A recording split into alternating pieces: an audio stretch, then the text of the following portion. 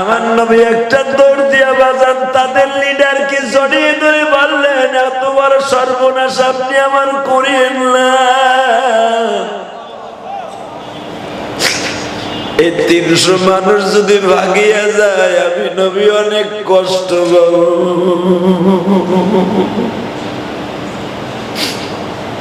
একটা জিনিস মনে রাখো নারায়ণগঞ্জ মদনগঞ্জের ভাইরা, আমার বিশ্ব নবী যদি একবার কোনদিন খারাপ নজরে কারো দিকে তাকাইতো, ওর জন্য জাহান্নামের আগুন ওয়াজিব হয়ে যাইতো। আল্লাহু আকবার বলো। আসসালামু আলাইকুম ওয়া রাহমাতুল্লাহি ওয়া বারাকাতুহু। আলহামদুলিল্লাহ الحمد لله نحمده ونستعينه ونستغفره ونؤمن به ونتوكل عليه ونعوذ بالله من شرور أنفسنا ومن سيئات أعمالنا من يهده الله فلا مضل له ومن يضلله فلا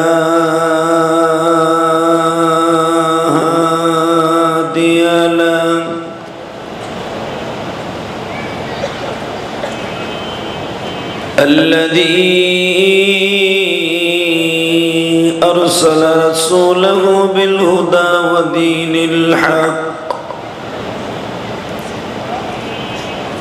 ودين الحق ليظهره على الدين كله وكفى بالله شهيدا.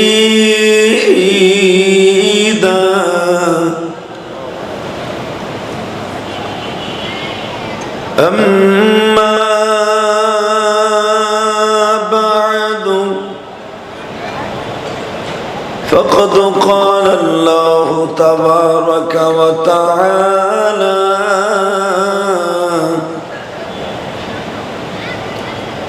فأعوذ بالله من الشيطان الرجيم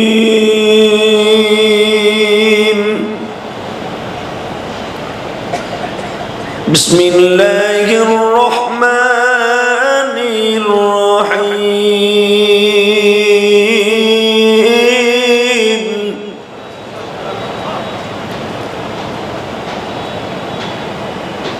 يا أيها الذين آمنوا استعينوا بالصبر والصلاة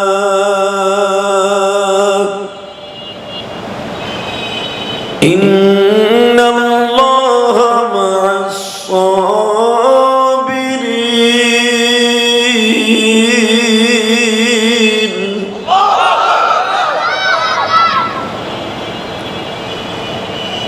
ولا تقولوا لمن يقتل في سبيل الله أموات بل أحياء ولكن لا تشعرون.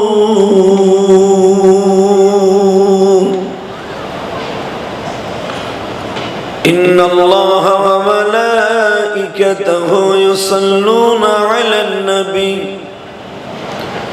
يا أيها الذين آمنوا صلوا عليه وسلموا تسليما.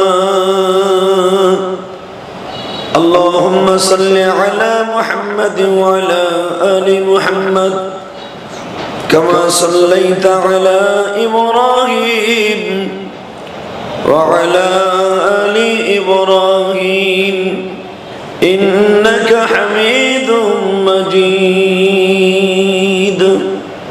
সকলে দুরূদ শরীফ পড়ে, কারো জবান যেন বন্ধ না থাকে। সবাই আল্লাহুম্মা সাল্লি আলা মুহাম্মাদিন ওয়া আলা আলি মুহাম্মাদ। আচ্ছা গাবো।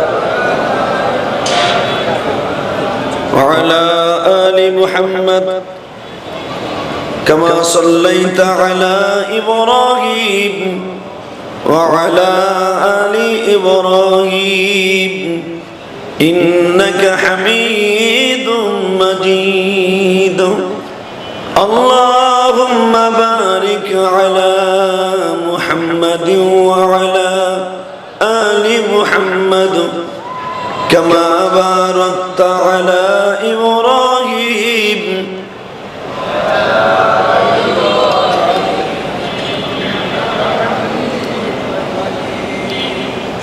সমস্ত প্রশংসার মালিক কে?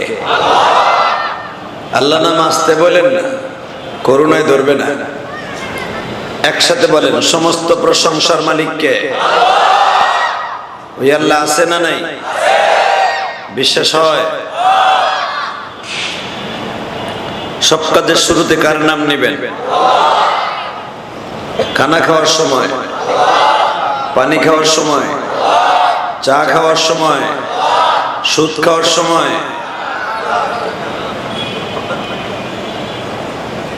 সুদ খাওয়ার সময় আল্লাহ নাম নেওয়া যাবে? যারা দাঁড়ায় আছেন, এই যে আল্লাহর ওলিরা, কি লিগে দাঁড়ায় আছেন? এটা মুমতাজের প্যান্ডেল না তো, এটা কোরআনের মাজমা। হয়তো থাকবেন না ভাগবেন, দুটা সিদ্ধান্ত নেন। দেখো দুই মগা কথা শুনে হাঁটা দিছে, এই দেখো দেখো ওই মগাগুলো জায়গা হয়ে যায়। আল্লাহ বাড়িঘর তুমি চিনো, করুণারে ঠিকানা দিয়ে দাও। একসাথে বলেন তো সব কাজের শুরুতে কার নাম নেবেন? এই যে বুজুর্গ ঢোকো, ঢুকলে এখানে মাইর খাইবা না, এদিকে আহো। ও চিন্তা করতেছে ঢুক মুনা বাঘ মুদুটা চিন্তা করতেছে।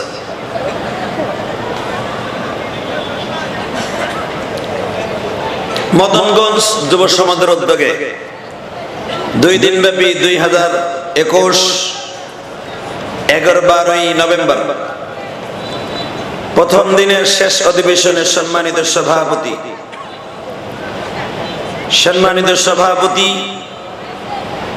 সম্মানিত প্রধান অতিথি এবং সম্মানিত আমার অত্যন্ত মুহাব্বতের, অল্প সময়ের জন্য দেখা হয়েছে যাদের সাথে, সে হলেন আমাদের আপনাদের এলাকার কাউন্সিলর, নাম জানি কি, শাহজাহান ফয়সাল মোহাম্মদ সাগর ভাই, যেরকম মারহাবা। এদের নাম দেয় নাই নাকি?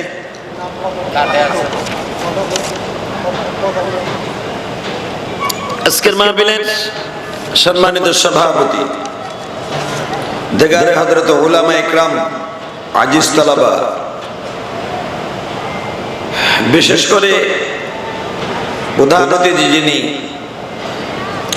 জয়নাল আবেদিন, প্রধান মেহমান আজকে না কালকা, ফয়সাল আহমদ সাগর ভাই, কাউন্সিলর 12 নং ওয়ার্ড, 19 নং ওয়ার্ড।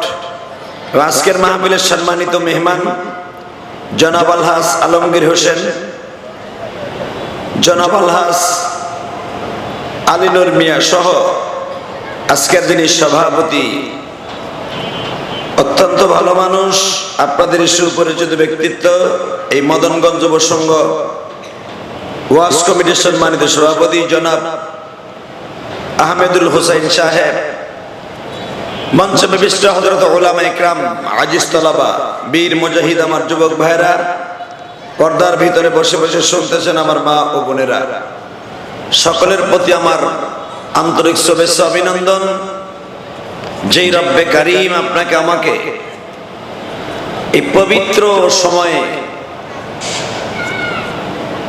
আজকে এমন একটা পরিবেশ, যেই পরিবেশে আসার বসার তৌফিক দান করেছেন, ওই আল্লাহ শুকরিয়া। জোরে সরে বলেন তো দেখি আলহামদুলিল্লাহ। প্রশংসা করলেন কার? আল্লাহ নাম যে যত জোরে নেবেন, শরীরের রোগ তাপ তত তাড়াতাড়ি বিদায় নিয়ে যাবেন। আমি আলোচনা যত সময় করব, সবাই থাকবেন না ভাগবেন? সবাই থাকবেন ইনশাআল্লাহ। বলেন তো আল্লাহু আকবার, বলেন তো দেখি। আমি জানি নারায়ণগঞ্জের জমি ইসলামী উর্বর জমি, নারায়ণগঞ্জের জমি আল্লাহ প্রেমিকদের জমি, নবাবগঞ্জের জমি এখানে খেটে খাওয়া মানুষের রক্ত ঝরানো পয়সা কামানো জমি। এখানে কোনো দুই নম্বরে পয়সা নেই, সবাই কষ্ট করে কাজ করে। আমার গোপালগঞ্জ আর নারায়ণগঞ্জ গঞ্জে গঞ্জে মিল আছে না নাই? দেখা যাবে দুই গঞ্জের মিলের কার কত জোর আছে। সে জোর মানে কি এখন দুইটার সাইডের ঘুষাঘুষি লাগাবো এটা? ইমানে কার কতটুকু জোর আছে এটা প্রমাণ হয়ে যাবে ইনশাআল্লাহ। বলেন আল্লাহু আকবার, জোরে বলেন তো দেখি। যারা রাস্তাঘাটে এদিকে সেদিকে ঘোরাফেরা করছেন সকলের প্রতি আমার আন্তরিক শুভেচ্ছা। কি একটা লোকও বাইরে দাঁড়িয়ে থাকবেন না। তবে আজকে লোক কিছু লোক, কারণ পাশের ওয়ার্ডে ইউনিয়ন নির্বাচন হচ্ছে, ওখানে অনেক লোক চলে গেছে। কারণ আমরা তো হুজুগে বাঙালি, চিন্তা করছি মেম্বার চেয়ারম্যানের পিছনে ঘুরলে কিছু পাবো, আজকে আর পাইবে না, ইলেকশন শেষ। কথা কও নাকে? আমি গতকালকে আমার গোপালগঞ্জ থেকে আসছি, পরশুদিন দেখলাম আমাকে ওইখানে ইলেকশনের হিরিক পড়ছে। হায় রে মাহবুদ রে। তবে আমি আপনাদের একটা কথা বলি, সিটি নির্বাচন তার সামনে, ইলেকশনে যার টাকা খাবেন ওই লোকটার সাথে থাকবেন, বেঈমানি করবেন না। রব্বে কারীম এটা পছন্দ করেন না। যারা দুনিয়ায় মানুষের সাথে বেঈমানি করে সে আল্লাহর সাথে বেঈমানি করে। কথা ঠিক না? বিশ্ব নবীর সাথে বেঈমানি করছিল কয়েকটা বেঈমান, এরা কিন্তু নামধারী মুসলমান ছিল। রাসূল তাদেরকে মুনাফিক বলে আখ্যায়িত করেছিলেন। তার ভিতরে একটা বেঈমানের নাম ছিল আব্দুল্লাহ ইবনে উবাই ইবনে সুলুল, রাইসুল মুনাফিক বলা হয়। আল মুনাফিকিনা ফিদ দারকিল আসফালি মিনান নার। আল্লাহ কোরআনে বলেন মুনাফিকের স্থান হবে জাহান্নামের সর্বনিম্ন স্থান। এই মুনাফিকের নাম আমার আল্লাহ এমন ভাবে কোরআনে উল্লেখ করছেন, আমার নবী পর্যন্ত তার লাগে দোয়া করছে, কাজ হয় নাই। নাউজুবিল্লাহ বললেন না? নবী যার লাগে দোয়া করে তার দোয়ায় কাজ হয় না, তাহলে বুঝাল ওরে ক্যাসা মার্কা শয়তান। কথা বলেন না কেন? আমি এই লোকটার পরিচয় দিলে আপনি আশ্চর্য হয়ে যাবেন। এই লোকটা রসুলের সাথে রোজা রাখত, রসুলের সাথে ইফতারি করত, এমনকি বিশ্বনবীর সাথে ইতিকাফেও বসত, এবং বিশ্বনবীর বাসায় এই বদমাশটা ঢুকত। বাজানরে এত ফ্যাসিলিটি থাকা সত্ত্বেও কেন সে এত বড় জাহান্নামী? এ নারায়ণগঞ্জ মদনগঞ্জের বাইরা,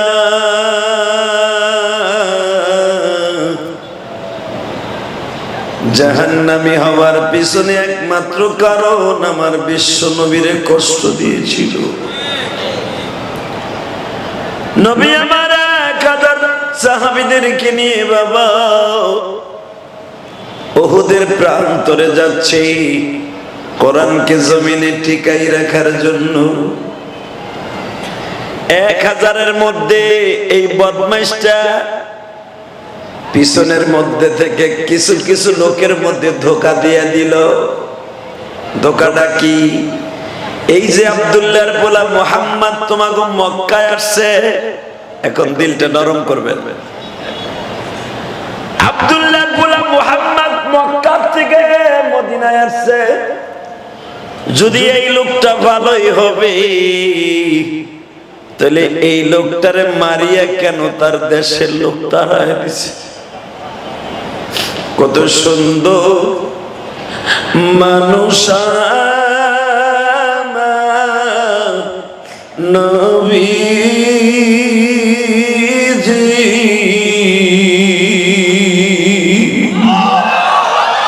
যারে দেখলে অশান্ত মন শান্ত হই যারে দেখলে জাহান্নাম যে হারাম হয়। আল্লাহু আকবার জোরে বলো তো। এ মদনগঞ্জের পোলারা, এই নারায়ণগঞ্জের ছেলে, আমি তোমাদের দুইটা পাও ধরে বলে যে আমার নবীর চেহারা এত সুন্দর ছিল। মায়েশা বলেন পূর্ণিমার চাঁদে যদি নবী অন্ধকার রাত্রে কোন জায়গায় বসে থাকতো মনে হইতো পূর্ণিমার চাঁদ। হুজুরের মেয়ে ফাতেমা বলেন আমার আব্বা যখন আমার ঘরে ঢুকতো কোনো বাতি লাগতো না। আমার আব্বা যদি কোনোদিন কথা বলতো দুই ঠোঁটের মাঝখান দিয়ে মনে হতো মুক্তার বিচি গুলো বাইরে হইতেছে। সেই লোকটার মনে কষ্ট দিয়া এই আব্দুল্লাহ ইবনে উবাই ইবনে সুলুল এই বেঈমান 1000 মানুষের মধ্যে থেকে 300 মানুষকে ভাগায় ফেলেছে। নাউজুবিল্লাহ বাইতে যায় কই 1000 এর মধ্যে থেকে যদি 300 মানুষকে ভাগায় ফেলায়, আপনি বুঝলেন? এই মাননীয় কাউন্সিলর সাহেব সাগর ভাই, উনার সাথে যে ধরেন ওনার এলাকায় ভোটার আছে ধরেন 20,000 ভোটারের মধ্যে উনি দেখলো সবাই আমাকে ভোট দেবে, আমার একটা আশ্বাস বিশ্বাস। হঠাৎ করে যে ইলেকশন সেদিন যদি উনি শোনে যে 10,000 ভোটার আমার সাথে নাই,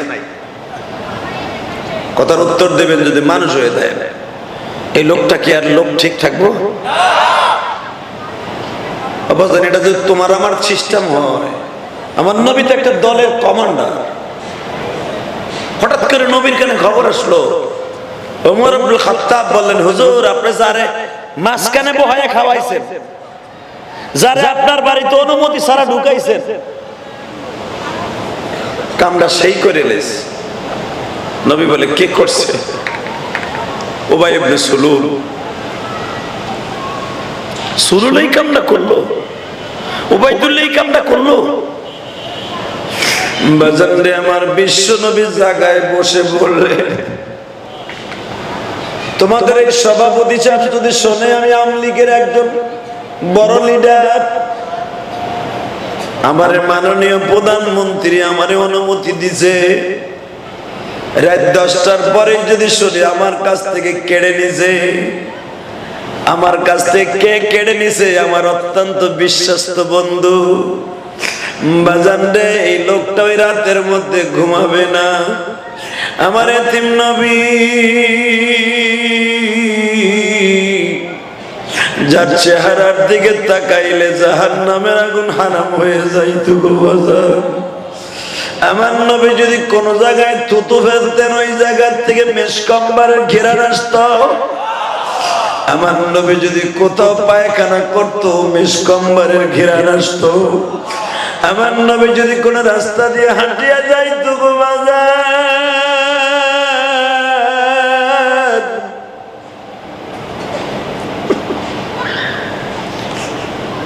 মনে হইতো কোন জান্নাতি খুশবু বুঝি কেউ ফেলাই রেখে গেছে। ওই মানুষটা যখন শুনলেন 1000 মানুষের মধ্যে থেকে 300 মানুষ নাই, সবাই নবীর বিরুদ্ধে বিদ্রোহ ঘোষণা করল। আব্দুল্লাহর পোলা মুহাম্মদ আমরা তোমার সাথে নাই, তোমার সাথে উহুদের মাঠে যাবো না। আমার নবী একটা দৌড় দিয়া বাজান তাদের লিডারকে জড়িয়ে ধরে বললেন এত বড় সর্বনাশ আপনি আমার করিয়েন না। এই 300 মানুষ যদি ভাগিয়ে যায় আমি নবী অনেক কষ্ট পাবো।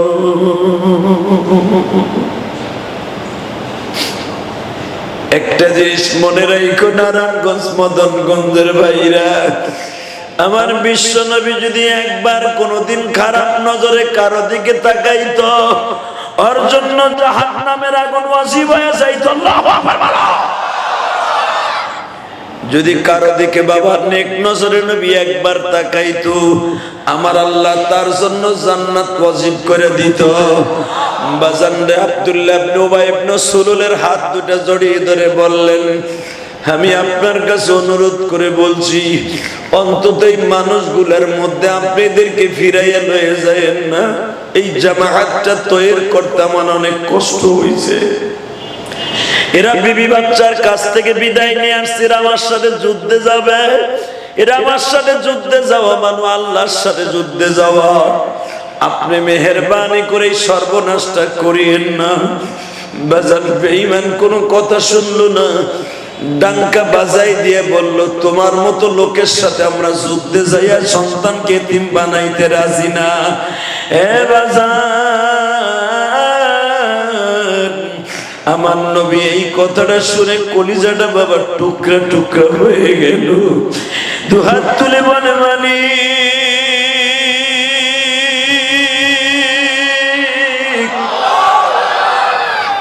তুমি আমারে ধৈর্য দাও গো আল্লাহ, তুমি আমারে সবরে জামিল ইখতিয়ার করার সুযোগ দাও। মারহাবা কর, আরো জোরে কর আল্লাহু আকবার বলে। যদি আমার নবী এই নারায়ণগঞ্জ মদনগঞ্জে আসতো, আপনি বলেন তো, এরকম যদি এলাকার কোন এমপি ও শামীম ওসমানও যদি বলতো রসুলের সাথে যুদ্ধে যাওয়া যাবে না, আমার মনে হয় আপনারা শুনতেন না। এই কথা যে এত আস্তে কইতেছেন, তার মানে রসুল, আরে রসুল বলছে চলো মক্কায় যাবো, যুদ্ধ করতে হইব আবু জাহেলের লগে। শামীম ওসমান যদি কইতো যে না যাওয়া যাবে না, কাউন্সিলর সাগর ভাই যদি বলতো না যাওয়া যাবে, একটা গেল মাথা থাকবো না। আমার মনে হয় যার কাছে যা থাকতো ওইটা দিয়েই মাথা ফাটাইতো। কথা ঠিক না?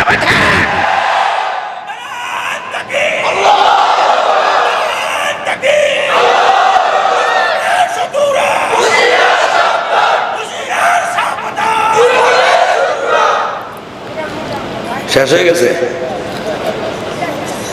তাকবীর দিবা তো মাহফিলের মাঝখান থেকে একজন দিবা, যারা রাস্তা দিয়ে ঘুরতেছে, কেউ আবার টিডিং টিডিং করে বাদাম কেনতেছে আর কুটকুট করে খাইতেছে।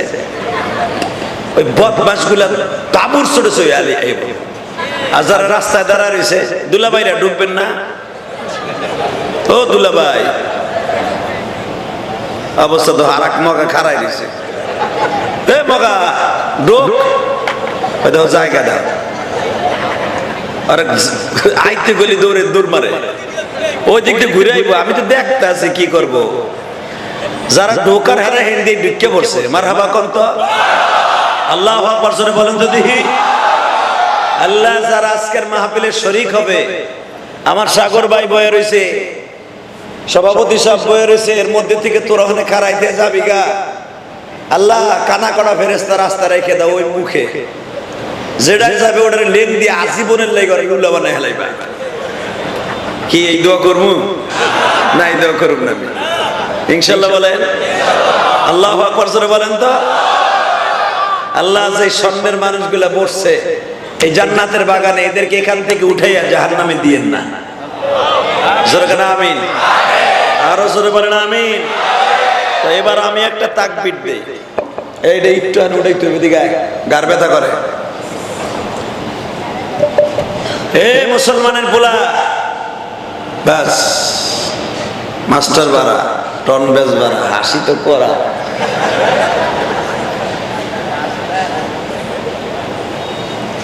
ইনশাআল্লাহ বলেন, আল্লাহু আকবার জোরে বলেন। তাহলে যদি কখনো দরকার হয় এই হাত দুইটা ইসলামের কাজে ব্যবহার করতে, করবেন না? আমার হিন্দু ভাইরা পূজা মণ্ডপে পূজা করতেছে, যাই হ্যাঁ প্রতিমা বাংলা, এটা ইসলাম কইছে? কথা কও না কেন? কোন হিন্দুর প্রতিমায় আঘাত করার কথা ইসলামে কয় না। হিন্দু মুসলমানের ভিতরে দাঙ্গা লাগাবার কথা ইসলামে কয় নাই। আর আমাকে কামালো কোন বদমাশকে কোন জায়গা দিয়ে লাগাই দিছে একে ভেজাল, এই দাঙ্গা এখন ইন্ডিয়া বন্ধ গেছে। কথা কন না কে? মুসলমান গো বাড়ি ঘর মসজিদ ভাঙ্গা চুরা তসতস করে দিতেছে। আল্লাহ আপনি হেফাজত করেন। আর এটার ভিতরে যারা দুষ্কৃতী আছে, আল্লাহ এদেরকে আপনি ধ্বংস করে দেন। জোরে কানা আমিন, আরো জোরে কানা আমিন, ইনশাল্লাহ বলেন। তাহলে আমি আলোচনা করবো, আপনারা থাকবেন না ভাগবেন? সবাই থাকবেন তো ইনশাল্লাহ? সবাই থাকবেন?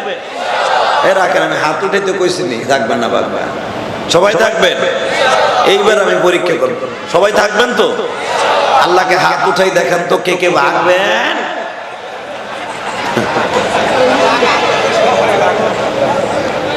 এইবার ঠিক আছে, এইবার বুঝছি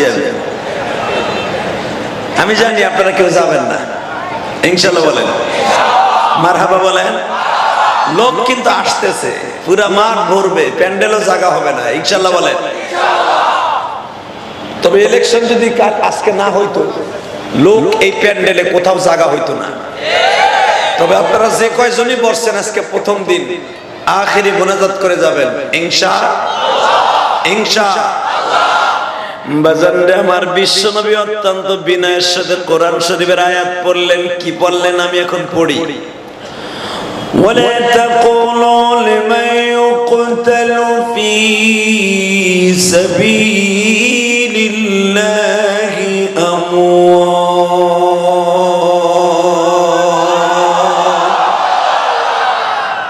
বাল আহইয়াউ ওয়ালাকিন লা তাশউরুন।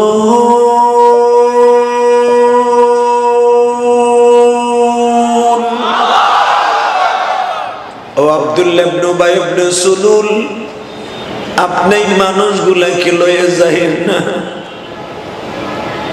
কেউ যদি আল্লাহর দিন প্রতিষ্ঠার জন্য ময়দানে যায় জীবন দেয়, আল্লাহ বলছে সে জান্নাতি।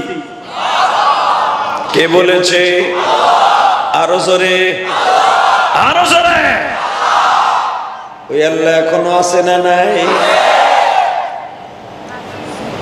আছে? বিশ্বাস হয়? বিশ্বাস হয়? আরে মুসলমানরা যত মারবে ইসলামের পতাকা তত উড়বে। মুসলমানের মসজিদ মাদ্রাসা যত ভাঙবে তত গড়বে। ওয়াজে তো যত বাধা হবে তত ওয়াজ কায়েম হবে। কথা বলে গেল ইসলামের বিরুদ্ধে, আল্লাহর বিরুদ্ধে, কোরআনের বিরুদ্ধে, মুসলমানের বিরুদ্ধে যেই নাস্তিকগুলো কথা বলবে, নারায়ণগঞ্জের জমিন থেকে আওয়াজ হবে। প্রত্যেকটা বেঈমানের বিরুদ্ধে মুসলমানের কণ্ঠ বাজবে। কাকে কেন দিয়েছ? দুহাত তুলে দেখতে দাও।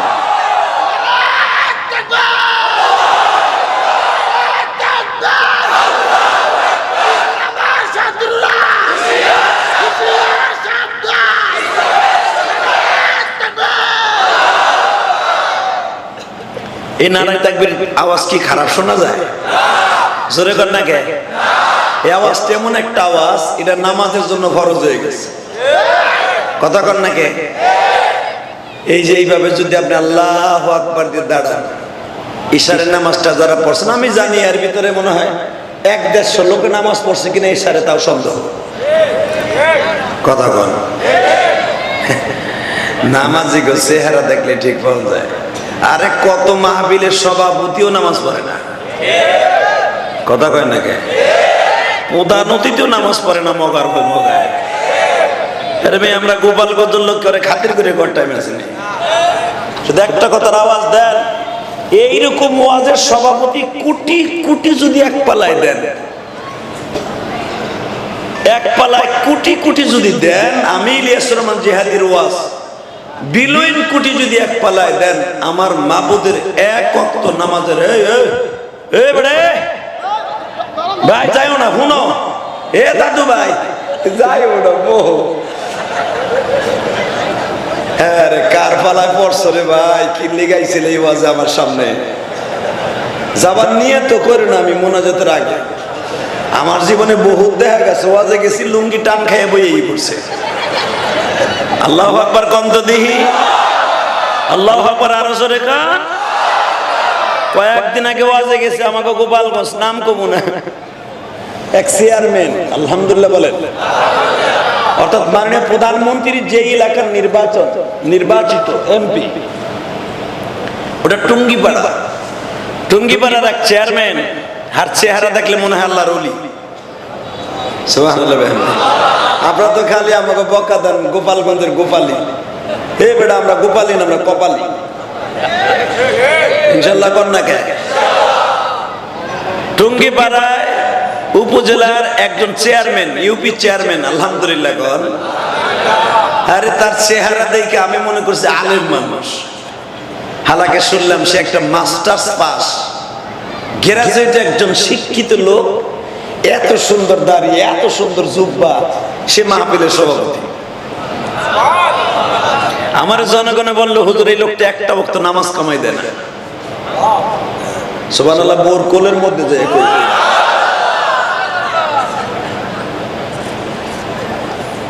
হে মুসলমানের পোলা, 22 বছর ওয়াজ করি, তুমি ভাইবো না আমি শোকড়া বক্তা। কালকে মাঠে নামছি, এখনো পর্যন্ত দিনের খেদমতে রাখছে আল্লাহ। জোরে কোন আমিন। বক্তাদের কালে এত বয়স পর্যন্ত সার্ভিস দেয়। এই যে সভাপতি আজকে মাউথ দেন 15 মিনিটের উপরে মাউথ তালাশ করে পাবেন না, এই বয়সে আর পারবে না। কথা বলে না কেন? সব প্রধান অতিথিরে দেন 10-15 মিনিট, 5 মিনিট, 10 মিনিটের পরে বক্তৃতার আর কথাই খুঁজে পাইব, কথা শেষ হয়ে যাবে। কিন্তু বক্তারা 60-70 বছর বয়সে, আমার সব হিসাব 104 বছর বয়সেও আল্লাহর কুতুব মাইক্রোফোন হাতে নিয়ে ঘন্টা পর ঘন্টা কথা বলে। ওনার জীবনে শেষ ওয়াজ আপনাকে নারায়ণগঞ্জ, ভুলে গেছেন গা? বুঝলেন না? ওনার জীবনের শেষ মাহফিল ছিল আপনাকে নারায়ণগঞ্জ জামতলা। আলহামদুলিল্লাহ বলতে পারলেন না? আল্লাহর কুতুব হাত উঁচা করে বলছিলেন মনটা চায় না এই দুনিয়া ছেড়ে যাইতে, তবু যেতে হবে। ঠিকই ভাবেই বলছিলেন, তবু যেতে হবে।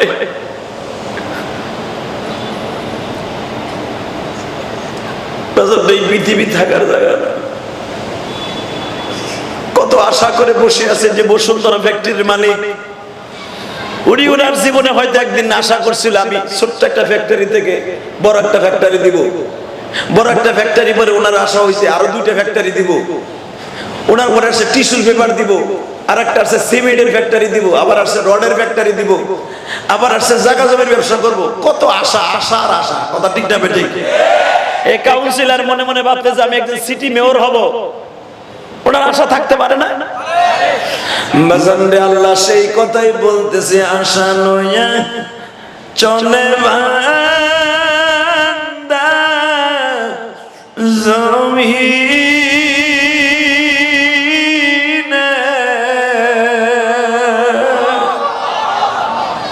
আশা সবই রয়ে যাবে জমিনে, সকল আশা পুরা হবে জান্নাতে। আল্লাহু আকবার, সারা বলো। সকল আশা পুরা হবে জান্নাতে, মাওলার সাথে দেখা যেদিন হইবে। বাজানরে আল্লাহর সাথে দেখা করার নিয়ত যদি থেকে থাকে, তুমি 5 তলায় ঘুমাও আর গাছতলায় ঘুমাও, কে 1 লাখ টাকার খাটে ঘুমাও, কে বাবা 500 টাকার চকিতে ঘুমাও, কে আবার একটা খেতায় বালিশ দিয়ে ঘুমাও। এখন 2 ফোঁটা পানি দিয়ে আমার মাওলারে বুঝে রাখো, আল্লাহ দুনিয়া ছাইরে যাব।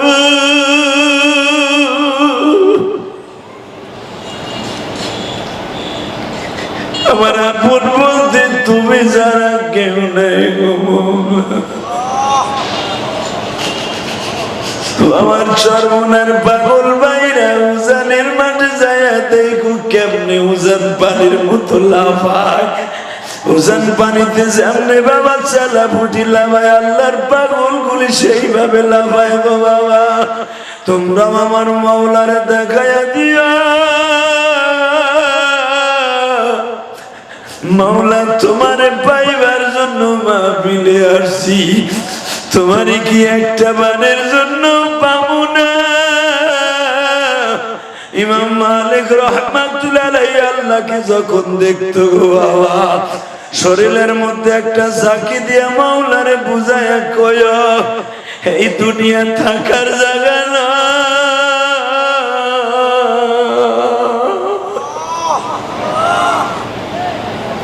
আল্লাহ দেখো তো এখন দিলটা তৈরি করে কারা ফেলেছে তোমাকে এখন পাইবার আশা নিয়ে। আমার আল্লাহ বলে ফাযকুরুনি আযকুরুকুম ওয়াশকুরুনি ওয়ালা তাকফুরুন ইয়া আইয়ুহাল্লাযীনা আমানু ইসতাঈনু বিস-সাবরি ওয়াস-সালাহ ইন্নাল্লাহা মা'আস-সাবিরিন।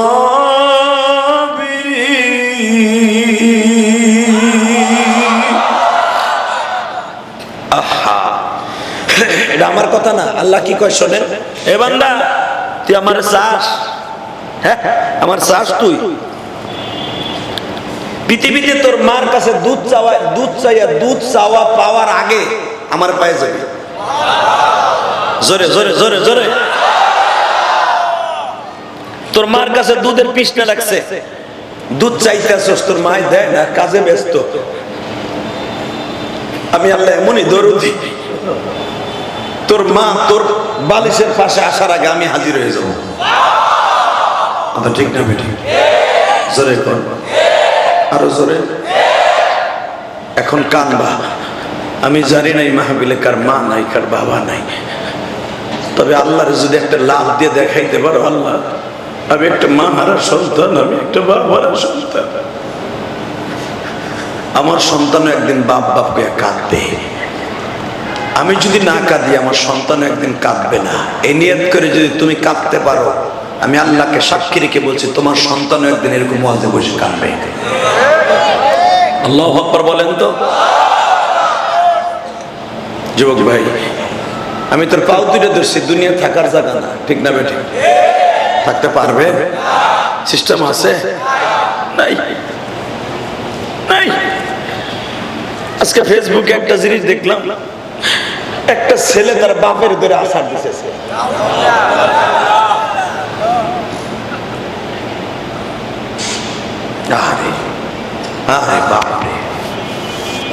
কেউ যদি একবার আব্বার আব্বা কইয়া ডাক দেয়, আর সে আজিম পর্যন্ত খুশি হয়ে যায়। সুবহানাল্লাহ বলতে যে কিপটামি করিস না রে ভাই। কেউ যদি একবার মা কইয়া মিষ্টি সুরে ডাক দেয়, ও মা তুমি কই গেলা মা, বাজানরে মা কইয়া ডাক দিতে দেরি আছে, আমার আল্লাহ খুশি হইতে দেরি নাই। কিন্তু তারা মা বাপ কি জিনিস তারাই বুঝবে বন্ধু, যাদের এই মাহফিলের মধ্যে মাও নাই বাবাও নাই। ঠিক না বেটি? জোরে কর। তাকানি দিকে আমার বিশ্বনবী বলেন, আমার বিশ্বনবী বলেন, সাহাবীরা রে, তোমরা যদি একবার ঈমানওয়ালা হইয়া মরতে চাও, তোমাদের বৃদ্ধা মা বাবা থাকলে তাদেরকে আদরের নজরে তাকাও। ইনশাআল্লাহ বলেন।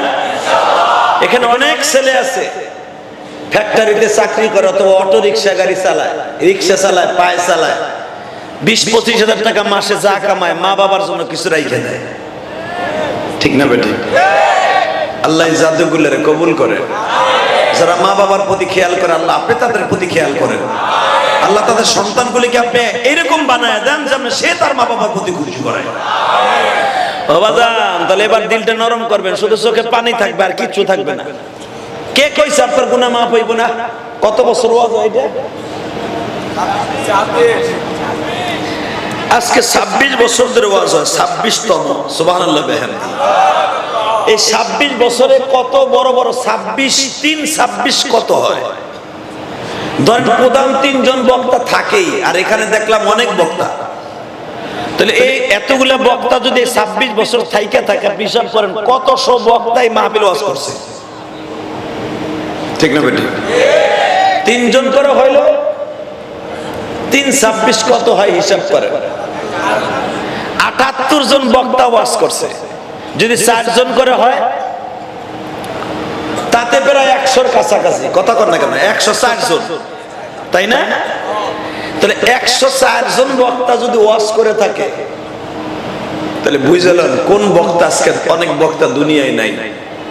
অনেক বক্তা এখানে ওয়াজ করতে করতে বুড়ো হয়ে গেছে। আমি শুনলাম যুক্তিবাদী সাহেব বলে এখানে 25 বছরই আইছে, এবার দিয়ে 26 বছর, আলহামদুলিল্লাহ বলেন। তাহলে তার জীবনের প্রথম জীবনে ওয়াজ শুরু করছে। জানি না সে আর মাঠে কতদিন ওয়াজ করতে পারবে। আমার মনে কয় আরো 10 বছর আল্লাহ তারা বাঁচায় রাখুক। জোরে কেন আমিন, আরো জোরে কেন আমিন। ও বক্তাকে হায়াত ভিক্ষা চাইলে এই সময় আমিন আসতে কো, আবার যদি তোমাকে হায়াত চাইতাম ওরে আল্লাহ গলা ফাটাই আওয়াজ দিতা। এ যুবক মনে রাখো, ওয়াজ করতে করতে বেড়ায় বুড়ো হয়ে গেল। আমরা ওয়াজ করতে করতে বুড়ো হয়ে যাইতেছি, কিন্তু বাজান রে ওয়াজের টাইম কিন্তু কম হয় নাই। আমলের নিয়ত করে কয়জন হইছে দেখো। যদি এই ওয়াজটা আমলের নিয়তে 26 বছর আল্লাহর পাগলগুলি একজন 26 বছর আগের বাইসা থাকতো। যে উসমান গনি এবং সভাপতি কয়দিন ধরে মাহফিলে আমি জানি না, শুরু থেকে আলহামদুলিল্লাহ বলেন, শুরু থেকে যদি এই সভাপতি এখানে হয়ে থাকে, তার যৌবন কালের থেকে না এই পর্যন্ত এই সভাপতি হয়ে রয়েছে সেক্রেটারি ওসমান গনি, তাই না? এই 25টা বছর এই মাহফিলের পিছনে, অর্থাৎ একটা ছোট বাচ্চার মতো কাটায় দিচ্ছে। কথা কন না কেন? একটা ছেলের যেমনি পালে মাহফিলটারে তারা মনে মনে এইভাবে পাল্টাছে। তাদের এই 26টা বছর সেদিনই সার্থক হবে যেদিন একটা লোক নাজাত পাবে। ঠিক না বেটি? এই ওয়াজের দ্বারা 26 বছরের ভিতরে একটা লোক যদি নাজাত পায়, এদের জীবন সার্থক। একটা লোক যদি চোখের পানি ফেলে আল্লাহরে ডাক দেয়, তাদের জীবন সার্থক। তবে আমি আজকে দেখছি শুরুতেই আপনারা কাঁদছেন। প্রথম দিন যদি কাঁদতে থাকেন, রব্বে কারিম আপনাদের জিন্দেগির গুনাহ মাফ করে দিয়েছে, আর তাদের জীবনও সার্থক হয়ে গেছে। যেরকম আমিন, আরো যেরকম তো দেখে আমিন। এবার চোখের পানি রেডি করেন আমার আল্লাহকে দেওয়ার জন্য, কাউকে দেখানোর জন্য নয়। বাজান রে আমার বিশ্ব নবী যখন আব্দুল্লাহ ইবনে উবাই ইবনে সুলুলকে বললেন, মনে আছে যে এই মাঠে যদি কেউ জীবন দেয় সে ডাইরেক্ট জান্নাতে যাবে। বেঈমান কি আওয়াজ দিছে জানেন?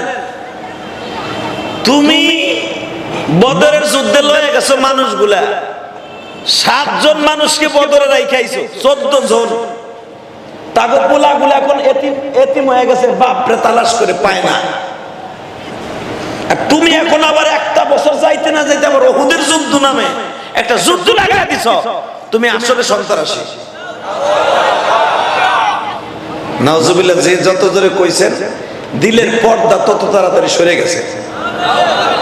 আমি আবার বলছি, তুমি এমন একটা মানুষ যে 2-3 বছরের ভিতরে 4 বছরের মাথায় 2টা যুদ্ধ লাগাই দিছো। তুমি আসলে একটা সন্ত্রাসী। আপনাকে মসজিদের ইমাম সাহেব যদি 4 বছরের চাকরির ভিতরে 3 বার খালি কমিটির ভিতরে মারামারি লাগায়, এলাকার ভিতরে খুন খারাপি লাগায়, আপনি তারে কইবেন আপনি মিয়া ভেজাল। কিন্তু এটা আপনি আপনার ইমামের ক্ষেত্রে বলতে পারবেন, আমার এতিম নবীর ক্ষেত্রে বলা যাবে না। কারণ কি জানেন? আমার এতিম নবী এমনই একজন মানুষ, আমার নবী আল্লাহর ইশারা ছাড়া কোনো কাজ করতে পারে না। ঠিক না বেটি? জোরে কর। আমার ওই নবীরে যদি কেউ গালি দেয়, জীবন যা কার থাক, ওর সাথে কোনো আপোষ নাই। রাজি আছো না নাই? রাজি আছো না নাই? এবার আল্লাহকে হাত তুলে দেখায় দাও, কে কে রাজি আছো? আল্লাহ কবুল করেন। জোরে কেন আমিন? এই হাতগুলাই কবুল। জোরে কেন আমিন? বাজান রে, এবার আমার নবী বললেন, ঠিক আছে তুমি যদি যাইতে চাও একা যাও। আব্দুল্লাহ ইবনে উবাই ইবনে সুলুল বললেন, আমার বংশের সবাইরে লয়ে যাব, একজন আমি তুইয়া যাব না তোমার সাথে মরার জন্য। আমার নবী বসে পড়লেন, যেখানে বসে পড়ছিলেন এখন সেখানে একটা মাদ্রাসা, যেই মাদ্রাসাটার নাম হলো মাদ্রাসায়ে আব্বাসিয়া। উহুদে যাইবার সময় আপনারা দেখবেন হাজী সাহেবরা ডাইন দিকে একটা মাদ্রাসা দেখা যায় 10 তলা। এই মাদ্রাসার ছাত্রগুলা যখন বাবা স্কুল থেকে বের হয়, মনে হয় জান্নাতের নূরের ফেরেশতা বাইর হইছে। হুজুরের চাচার নামে এই মাদ্রাসাটা মাদ্রাসায়ে আব্বাসিয়া। ও বাজান আমি গুনাহগার।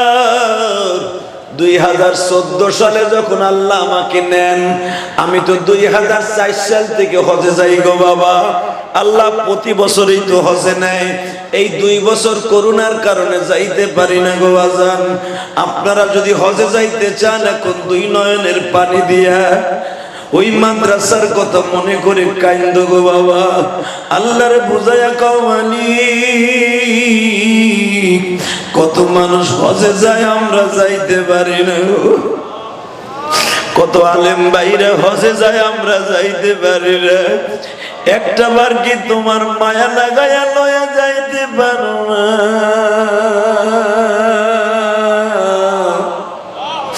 তুমি চোখের পানি ফেলাইয়া দেখো, তোমার হজে যাইতে বেশি দেরি লাগবে না গো বাবা। কেউ যদি চোখের পানি ফেলাইয়া মক্কা মদিনার পাগল হয় গো, মক্কার পাগল।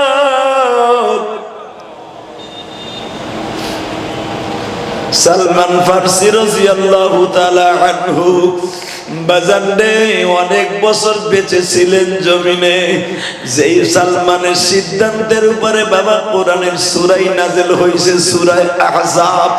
এই সালমান বাজান 50 বছর ধরে আমার নবীর মতো একজন শিক্ষক খুঁজতেছে। যেই পাদ্রীর কাছে যায়, সেই পাদ্রী বলে আমরা বেশি ভালো না, তুমি যদি ভালো শিক্ষক চাও, নবী মুহাম্মদ নামে একজনকে তালাশ করে নাও।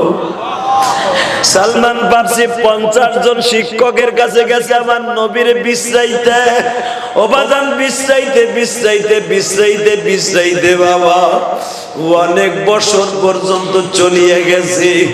পারস্য থেকে বিশ্রাইতে বিশ্রাইতে তালাশ করতে করতে মদিনায় এসে গেছে। সালমান ফারসি একজন পাদ্রীর কাছে শুনছে এই শহরে একজন রহমাতের নবী হিজরত করবে, যার চেহারার মধ্যে এত বরকত, একবার দেখলেই গুনাহ মাফ হয়ে যাবে। ওই লোকটারে দেখলে ক্ষুধা লাগবে না, ওই লোকের 2 ঘাড়ের মাঝখানে একটা মোহরে নবুয়তের সিল থাকবে। কেউ যদি জীবনে একটা বার ওই সিলটা দেখতে পারে, ওই মানুষটার জন্য জাহান্নামের আগুন হারাম হয়ে যাবে। ও নবীর আশেক ভাইরা, এখন প্রমাণ হয়ে যাবে। নবীর একজন সাহাবীর নাম ছিল বাজার। নবীর পাশে বসে একদিন শীতের মৌসুমে কথা বলতেছে। বাজান রে, আমার নবী যেই ছুরি ব্যবহার করতেন, লাঠি অথবা চামড়ার বেল, ওই লাঠিটা উঠানের সাথে সাথে ওই সাহাবীর পিঠের উপরে লাগিয়ে গেছে। আসলে নবী ইচ্ছা করে তার পিঠের মধ্যে বাড়ি দেয় নাই বাবা। নবীর গায়ে তো এত শক্তি ছিল, নবী স্যাপ দিলে, থুতু দিলে ওই জায়গায় গর্ত হয়ে যাইতো। আল্লাহু আকবার। আমার নবীর গায়ে এই জামানার 50 জন যুবকের শক্তি ছিল বাবা। নবীর শরীরটা যখন উঠাইছে, অনিচ্ছাকৃত ভাবে ওই সাহাবীর পিঠে লাগিয়ে গেছে। আমি দেখবো আশেকে রাসূল এখানে কয়জন আছে, বুকটা ফাটাইয়া চোখ দিয়া পানিটা বের করে দাও।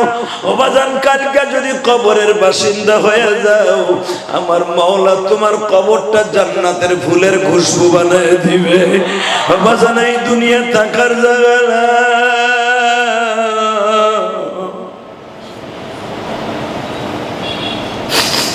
যখন ওই সাহাবীর পিঠের মধ্যে শরীর বাড়ির আঘাতের চিহ্ন লেগে গেছে, ওই সাহাবী জামাটা খুলিয়া গায়ে, নবী গো,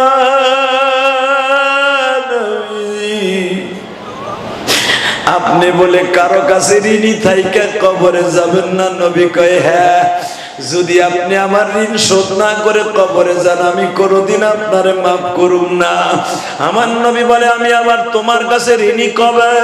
জামাটা টান দিয়ে বাড়ি করে দিয়ে কয়, নবী দেখেন তো, আপনার লাঠির বাড়ি আমার পিঠে লেগে গেছে। নবী আমার বলেন, আমি তো ইচ্ছা করে দেই নাই রে বাবা, ইচ্ছা করে দেন আর অনিচ্ছাকৃত ভাবে দেন, আমি অনেক ব্যথা পাইছি। নবী, আমার ঋণ আপনি কি দিয়ে শোধ করবেন? আমার নবী বলে, বাবারে, তোমার ঋণ শোধ করতে যাই আমার জীবন দিতে হইলে আমি রাজি আছি। ও বাজান, আমরা কত মানুষের ঋণী রেখে কবরে যাই বাবা।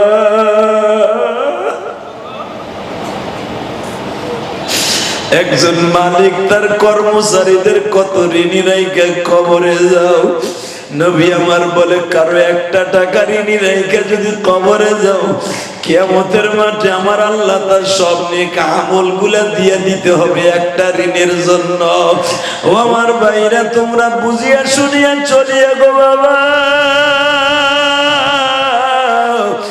বান্দার হক কিন্তু সিরিয়াস হয়ে যাবে গো বাবা। এখন শুধু মনকে বুঝাও, আমার মনটাও তো একদিন চলিয়ে যাবে, আমার মনটাও তো একদিন শেষ হয়ে যাবে।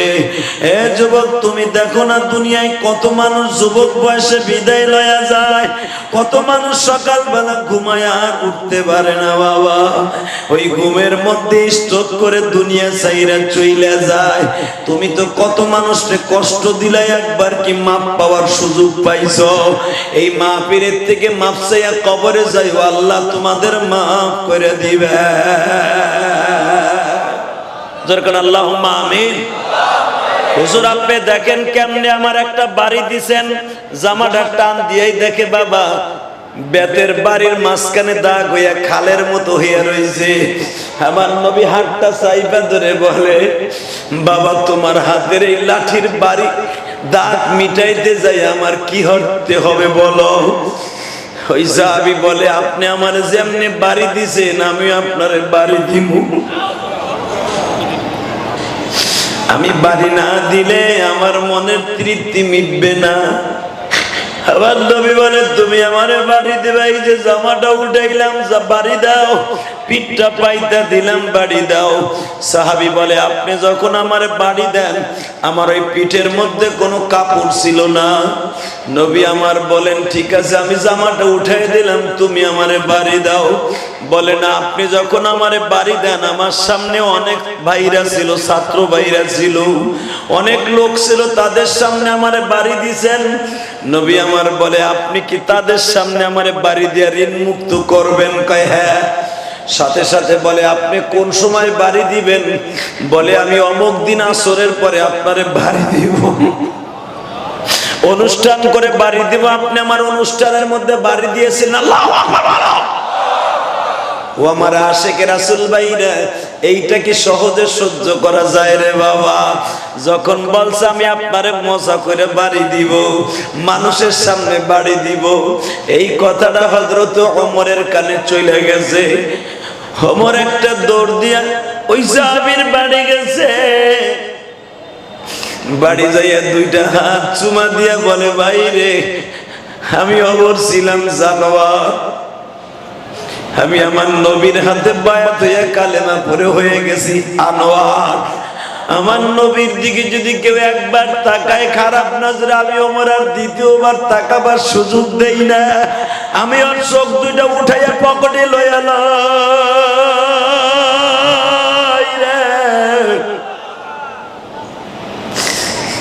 আমি ওমর তোর কাছে অনুরোধ করে বলছি, আমার পিঠের জামাটা খুলে দিছি, আমার দেখ গায়ের মধ্যে কোনো কাপড় নাই, এই যে ব্যাটটা লো, চাবুকটা লো, আমারে মারতে মারতে চাবুকটা কালো, চাবুকটা লাল বানায় ফেলা। তবু আমার এতিম নবীর গায়ে একটা বাড়ি দিস ভাই, একটা বাড়ি দিস।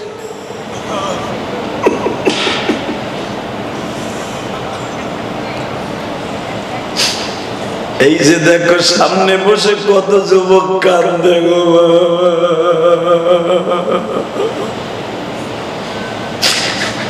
আল্লাহ, আপনি এই মদনগঞ্জের দিকে তাকান,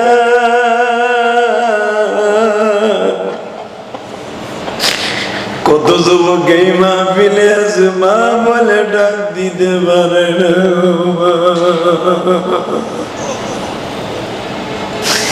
আমি ইলিয়াসুর রহমান জেহাদি 12 বছর বয়স থেকে মা বলে ডাক দিতে পারে না। আল্লাহ, যুবক গুলি যারা কান্দে,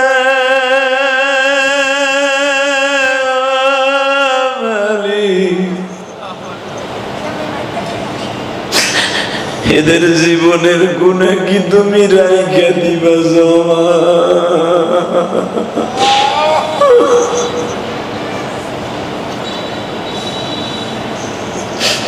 হযরত ওমর জামাটা খুলিয়া বলে, ভাইরে তুই আমারে তোর কালো চাবুকটা লাল বানায় ফেল আমারে মাইরা। ওই সাহাবী বলে, সুযোগ সব সময় আসে না। আমি বাড়ি লাগছে আমার নবীর হাতের, আমি কেন তোমারে বাড়ি দিব? আমার বাসার থেকে বের হয়ে যাও, আগামী কালকা তোমার সামনে নবীরে মারবো। আমার পা দুটা জড়াই ধরে বলে, ভাই রে আমি নবীর জন্য মাক্কি জিন্দিগি চাইরে মাদানী জিন্দিগিতে আসছি। আরে আমার নবীর চোখে যদি আমি আমার পানি দেখি রে, পুরা মদিনা শহর আমি আগুন লাগাই দিব। তাইলে তুই কি মুনাফিকের খাতায় নাম দিলে রে আবি আক্কাস? আবি আক্কাস বলে, আমি মুনাফিকের খাতায় নাম দেই আর মুমিনের খাতায় নাম দেই, কাল আসরের পরেই দেখা হয়ে যাবে। হযরতে ওমরকে ঘরের থেকে ধাক্কায় বের করে দিলেন। আমার আশিকে রাসূল ভাইরা, ওমর বাহিরে দাঁড়ায় দাঁড়ায় কান্দে। আবু বকর জিজ্ঞেস করে, ওমর রে আবি আক্কাস রে কি বুঝাইতে পারলি? ওমর কাঁদে আর কয়, আবু বকর রে আমার মনে হয় আবি আক্কাসের মনে কি আছে আমি জানি না। সে বলে, সুযোগ সব সময় আসে না। তাহলে কি আবি আক্কাস মুনাফিকের কথায় নাম দিয়ে দিছে? এ আমার আশিকে রাসূল ভাইরা, মনকে বোঝাও। আমার নবী যদি আজকে এই মাঠে থাকতো আর আমার নবীর যদি কেউ একটা বকা দিত, আমি ইলিয়াসুর রহমান জিহাদি ওর এই বালুর মাঠে গাইরে ফেলতাম। কথা বলো না কেন?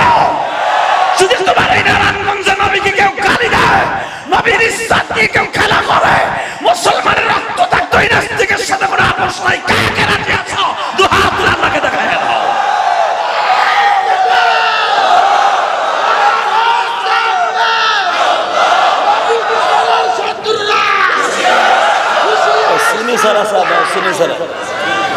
এ যুবক ভাইরা, ভালো করে বুঝছো, এখন দিলটারে নরম করো। আমার বিশ্ব নবী বলতেছেন, কেউ যদি আমার অন্তরে ব্যথা দেয় আমার আল্লাহ ব্যথা পায়। ঠিক না ভাই? ঠিক। কেউ যদি আমার ইজ্জত নিয়ে খেলা করে আমার আল্লাহর ইজ্জতে ব্যথা পায়। কথা কও আরো জোরে, আরো জোরে। ইসলাম নিয়ে যারাই বন্ডামি করবে ওর ইজ্জত দুনিয়ায় কমবে। কয়েকদিন আগে করছিল, এখনো করতেছে বিসমিল্লাহ লইয়া আর ইসলাম লইয়া। জানি না এটারে কিসে কামড়াইছে। তবে একটা কথা বলে দিয়ে যাই, যে ইসলাম নিয়ে খেলবে ওরই মরণ আছে। কথা বলো না কেন?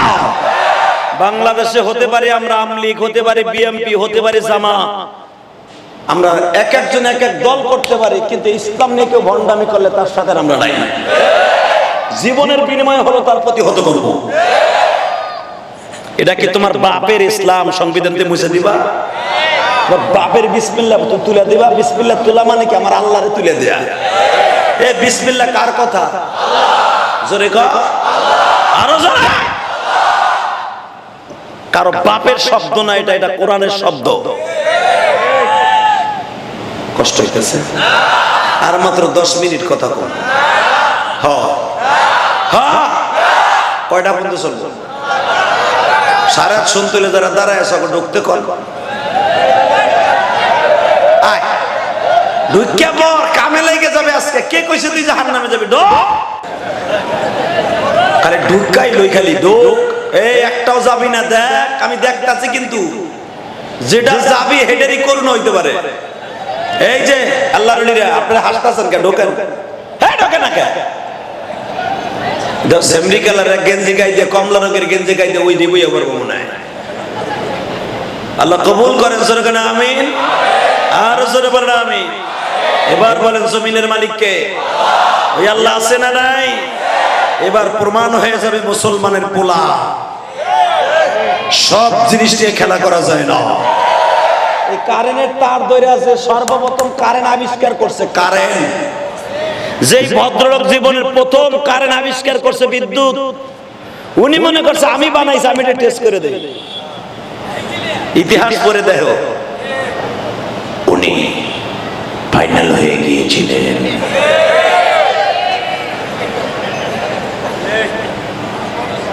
কথা বলেন না কে? আরো জোরে, আরো আস্তে। ঠিক আছে, কারেন্টের তার কোন জেনারেটর মাস্টার যদি বলে জেনারেটর আমার, তেল আমার, স্টার্ট দিছে আমি একটু ধরি, ধরবা ঠিকই, বালিশ ছাড়া ঘুমাই যাওয়া। কথা বলেন, ওই আল্লাহ এখন আছে না? আছে, আছে। জীবনের বিনিময় হলো সংবিধানে ইসলাম থাকবে, ইসলাম থাকবে, মুসলমান থাকবে, বিসমিল্লাহ থাকবে। এইটার বিরুদ্ধে যে কথা বলবো ওই ধ্বংস হয়ে যাবে। এটা কারো বাবার সম্পদ নয়, এটা কারো প্রতীক নয়, এটা আমার আল্লাহর প্রতীক। বিসমিল্লাহ আমার আল্লাহর প্রতীক। আমলি গালাকে প্রতীক হলো নৌকা, জাতীয় পার্টি নাঙ্গা, বিএনপি এলাকা হলো ধানের শীষ, জামাতের দাড়িপালা, সরমনে এলাকা আজকে হাত পাকা জয়লাভ করছে ইনশাল্লাহ। বলেন হাত পাকা, যেখান থেকে হাত পাকার বাড়ি হেনেই জয়লাভ করছে চেয়ারম্যানিতে। আলহামদুলিল্লাহ বলতে পারেন না? এবং হাত পাকা নিয়ে আর একজন চেয়ারম্যান হয়েছে, আর এক বুড়ায়। মাশাল্লাহ মাশাল্লাহ, আলহামদুলিল্লাহ বলেন। আলেম ওলামা 2-4 জন মেম্বার হইতেছে, চেয়ারম্যান হইতেছে, আলহামদুলিল্লাহ বলেন। তবে শোনেন, আলেম ওলামা হইলেই যে হারা ভালো হয়ে যাবে তা না। আবার যে কমিশনার সাহেব উনি হইছেন, উনি যে খারাপ তাও না। তবে আমার সবচেয়ে দুঃখ কি জানেন, আমাদের দেশে যেটাই ক্ষমতায় যায় সেইটাই কলা গাছ ফুলে হয়, আঙ্গুল ফুলে কলা গাছ। কথা কর না কেন? মাননীয় প্রধানমন্ত্রী আমার টুঙ্গিপাড়ার কৃতি সন্তান, আমার দেশের গৌরব, আমার গোপালগঞ্জ টুঙ্গিপাড়ার গৌরব, উনি আজকে এই বছর কষ্ট পাই এই কথাটা বলতে বাধ্য হইছে যে আমি যদি কাফনের কাপড়ও দেই, এটাও আমার মেম্বার চেয়ারম্যানরা চুরি করব। কথা কর না কেন? যে এই দেশের মানুষ কাফনের কাপড় চুরি করে, ওরা জনগণের টিন চুরি করবো না কেমনে বুঝলা? আরে করোনার সময় 5 কেজি চাউল দিছে, এর ভিতর তো মেম্বার চেয়ারম্যান 1.5 কেজি মেরে দিছে। মিথ্যা কইছে না সত্য কইছে? আল্লাহ যারা গরিবের হক মারছে এগো তুমি চিনো, কি করবেন কোন? যারা মারছে হারে আবার ক্ষমতায়, কিছু করার নাই। শুধু একটা জিনিস মনে রাখবেন, আল্লাহ পাক সব জানে, সব কিছু বুঝে। ঠিক না ঠিক? আল্লাহ আমাদেরকে হেফাজত করেন, জোরে কেন আমিন। টাকা পয়সা যতই কামান ভাই, দুনিয়া ছেড়ে যাইতে হইব না? টাকা লয়ে যাইতে পারবেন কবরে? কাপড়ে কাপড়ে পকেট আছে, কেউ যাইতে পারবে না। এই যে ইলিয়াসুর রহমান জিহাদি কোটি কোটি টাকা খরচ করে আল্লাহর ঘর মসজিদ করতেছে। ওই যে ওসমান গনি দেখাইছে বানানো কথা, আমি জিহাদি বলি না। 1,20,00,000 টাকা দিয়ে গত বছর অক্টোবরের 1 তারিখ এই মসজিদের জায়গাটা আমি কিনছি, আল্লাহ কিনাইছি। 1,20,00,000 টাকা দিয়ে কিনে চাইরে না পয়সা আমি কারো কাছ থেকে নেই নেই। আলহামদুলিল্লাহ বলেন। চাইরে না পয়সা আমি কারো কাছ থেকে নেই নেই মিয়া, এখনো পর্যন্ত কারো কাছ থেকে 1টা টাকা আমি চাইয়ে নেই নেই। আমার নিজের অ্যাকাউন্টের ঘাম ঝরানো পয়সা চলে গেছে 2,62,00,000 টাকা। কতজন দিচ্ছে খাওয়ার দাওয়া, কত দিছি মসজিদে। আমি একজন গুনাহগার মানুষ, আমার মতো একটা গরিব মানুষ 2.5 কোটি টাকার উপরে যদি মসজিদের পিছনে খরচ করতে পারি, আমার মসজিদে 5 কোটি টাকা লাগবে। আলহামদুলিল্লাহ বলেন। গতকালকে যেখানে ওয়াজ করছি লক্ষাধিক মানুষের সামনে, আলহামদুলিল্লাহ বলেন। বানানো কথা আমি বলি না, যে মিডিয়ার আসিল জিগা ওইগুলো তো ছিল, এই আজরাল গুলো আসিল কালকে, ক্যামেরায় আহে নাই মাথা তো এই মাথা বন্ধু। লক্ষাধিক মানুষের সামনে ওই ইউপি চেয়ারম্যান বসে বসে কান্দে, লাস্টে আমার হাতে 5,000 টাকা দিয়া কি বলে জানেন? হুজুর আমার বাবা এই এলাকার 18 বছর চেয়ারম্যান ছিল, ভালুকা 18 বছর এলাকার চেয়ারম্যান ছিল, আমি এক প্রথম টাইম হইলাম। দোয়া করবেন এই বছরও দাঁড়াম, আলহামদুলিল্লাহ বলেন। আমি আপনার মার মসজিদে টাকা দিলাম, এটা আমার কষ্টের টাকা। বাজান রে, এখনো ভালো মানুষ আছে না নাই? আছে। অনেক চেয়ারম্যান কমিশনারের টাকা মমতাজের প্যান্ডেলে, আইয়ুব বাচ্চুর প্যান্ডেলে যায় না। এগুলো টাকা মসজিদ, মাদ্রাসা, ওয়াজ মাহফিলে যায়। যেরকম ভাবে আজকে সাগর ভাই প্রথম দিনের প্রধান অতিথি, উনি দেখলাম আমার ওয়াজ 1.5 ঘন্টার মতো হয়ে গেছে, উনি বসেই আছে চাতক পাখির মতো, একবার আমার দিক তাকায়, একবার আপনার দিকে তাকায়। আপনারা কাম দেন চাইছে দেখে, আবার আমার দিকে তাকায়। আমি কি করি? আমার চোখ, আপনি ভাবেন আপনার দিক চাই রয়েছে, আমার চোখ মাঝে মাঝে এর দিক টেরাই টেরাই চাই, বেড়াই করে কি? মনে রাখবেন, একজন বক্তা যখন এখানে বসে তার চোখ শুধু একটা থাকে না, চারদিকে থাকে। ইনশাআল্লাহ বলেন, আল্লাহু আকবার জোরে বলেন। বাজান রে, এবার একটু মাবুদের সাথে প্রেম লাগাও, চোখের পানি দিয়ে, যেই চোখ দিয়ে বাবা লেবুর রসের মতো পানি ঝরবে, ও বাজান পানিটা কিন্তু লবণ। আমার আল্লাহর কাছে এই পানিটা যে কত মিষ্টি এখনই বুঝবা। এই আবি আক্কাস ঘরের মধ্যে বসে আছে, হঠাৎ করে একজন মুরব্বী মানুষ, চেহারাটা আউলা জাউলা, চেহারার মধ্যে চিন্তার ছাপ, আবি আক্কাসের ঘরের মধ্যে ঢুকিয়ে কয়, আবি আক্কাস রে, দরজাটা লাগায় দেই দেন, আমারে তুমি চিনো? চিনি। বলো তো আমি কে? আপনার রাসূলের শ্বশুর আবু বকর। আপনার কষ্ট হয়ে গেছে? আমি আবু বকরের পরিচয়টা আগে দেই, সুবহানাল্লাহ। আসতে মনে চাই কইেন, নাহলে জোরে কইেন। উম্মতের ভিতরে প্রথম জান্নাতের চাবি দিয়ে নবী খোলার পরে একজন মানুষকে ধাক্কা দিয়ে ঢুকাবে জান্নাতে উদ্বোধন করার জন্য, তার নাম আবু বকর। এই লোকটা তার ঘরে ঢুকলো আর সুবহানাল্লাহ কইলে তুমি পুঁটি মাছের মতো মরাটা ফরমালিন যুক্ত পুঁটি মাছ। এবার দেখো যাইব, তুমি আমারে চিনো আবু বকর? চিনি। বলো তো আমি কে? আপনার নাম আবু বকর, আপনার নবীর শ্বশুর, আপনি আয়েশার বাবা, আপনি হাফসার বাবা, আপনি আব্দুল্লাহর বাবা। আমার আর একটা পরিচয় আছে, কি? আমি আমার নবীর হিজরাতের সাথে। আমার আর একটা পরিচয় আছে, আমি নবীর থেকে মাত্র 2 বছরের ছোট। আমার আর একটা পরিচয় আছে রে আবি আক্কাস, তুই জানোস না, কারণ তুই মদিনা সাহাবী, আমি মক্কি সাহাবী। আমার আর একটা পরিচয় আছে, আমার মা সকালবেলা যখন আমার রাস্তা করতে রুটি দিত, আমি একটা রুটিরে 2 ভাগ করতাম। এক ভাগ আমার প্রিয় নবীরে খাওয়াইতাম, আর এক ভাগ আমি খাইতাম। আমি সেই বন্ধু, আমি সেই শ্বশুর। তুই তো জানোস আমি তার শ্বশুর, কিন্তু তুই জানোস না যে আমি একটা রুটি 2 জনে ভাগ করে খাইতাম। তুই কি এইটা জানোস রে আবু আক্কাস? একই বিছানে সেই নবীর বয়স যখন 8 বছর, আমার বয়স তখন 6 বছর। নবীর মা মারা গেল 6 বছর বয়সে, আমার বয়স তখন 4 বছর। মক্কার সব ছেলেগুলো নবীরে দেখতে যায়, আমিও গেছিলাম। আমি নবীর পিছনে পিছনে হাঁটতাম আর বলতাম, কুরাইশ ভাই, মুহাম্মদ ভাই, এই মক্কায় কে কেমনে তোমারে বন্ধু বানাবে আমি জানি না, তবে আমি বন্ধু তোমারে ওয়াদা দিলাম,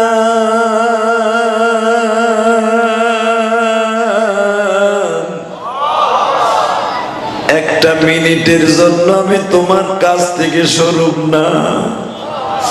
বাজান, এই জন্য প্রতিদিন আবু বকর নবীরে তার বাড়িতে লয়ে যাইতেন।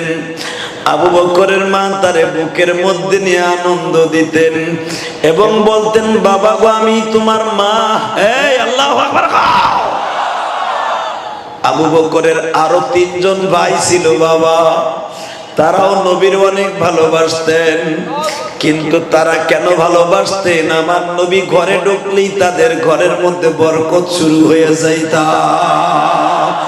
আমার নবী উটের খামারে ঢুকলে বাবা উটের মধ্যে দুধে ভরপুর হয়ে যাইত। আমার নবী খাবারের পাতিলার মধ্যে হাত দিলে খাবারে বরকত হয়ে যাইত। আমার নবী যদি বাবা জমজমের পারে দাঁড়াইতো, জমজমের পানি একবারে কুলে চলে আসতো। আমার নবী যখন কাবা ঘরের সামনে দাঁড়াইতো, 360টা মূর্তি নবীর সামনে সেজদা দিয়া পড়িয়া যাইত। বাজান এই জন্য আবু বকরের ভাইরা আমার নবীর অনেক সম্মানিত মনে করতেন। আবু বকর বললেন, আবি আক্কাস রে, আমি তার সেই খেলার সাথী। আমার নবী আর আমি মক্কা জিন্দেগিতে অনেক ইতিহাস আছে। আমার নবীর গায়ে জীবনে একটা কেউ নগের টোকাও দেয় নাই।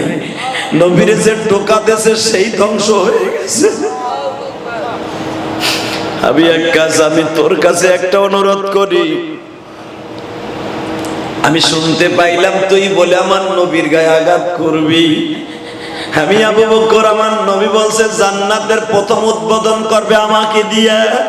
এই যে আমার জামাটা খুলিয়া দিলাম, তোর যত মনে চায় তত আমারে পিটা, আমি কোনোদিন কারো কাছে প্রকাশ করব না।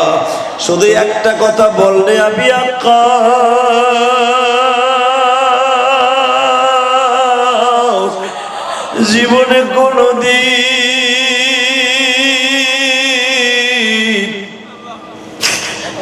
আমার নবীর চোখে পানি ফেলিস না।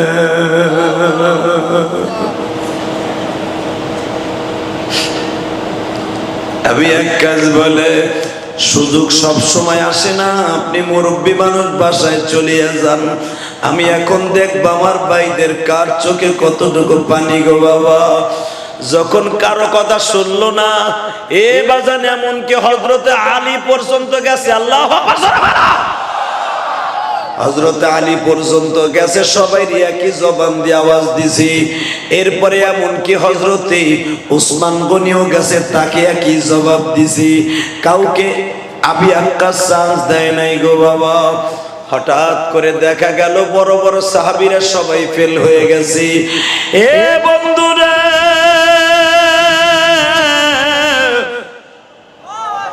নবী যখন বুঝতে পারলেন কারো কথা আবি আক্কাস রাখবে না, আজকে বৈকাল বেলা আবি আক্কাস আমার গায়ে আঘাত করবে। ও বাবা, নবী আমার রেডি হয়ে আছে, সাহাবীরা প্রিপারেশন নিয়ে বসে আছে। আবি আক্কাস, তুই আমার নবীর গায়ে আঘাত করবি ঠিকই, পরে রক্ত আর তুই ঠ্যাং লইয়া মসজিদে নববীতে আসতে পারবি না। এ ভাইরা, আবি আক্কাস রেডি হয়ে গেছে, বিশ্ব নবীর চাবুক মারবে। নবী আমার বললেন, আবি আক্কাস, আমি মাক্কি জিন্দেগিতে কাটাইছি 23টা বছর, মাদানী জিন্দেগিতে 8 বছরের বেশি হয়ে গেল। তুমি আমারে মারতে চাও, ঠিক আছে মারো। আবি আক্কাস বলে, জামাটা তুলে। নবী আমার টান দিয়ে জামাটা খুলে ফেললেন। আবাজান, যাহারা আমার নবীর দেখতে পারবে না, তারা অন্যদিকে মুখটা ঘুরাই ফেলছে।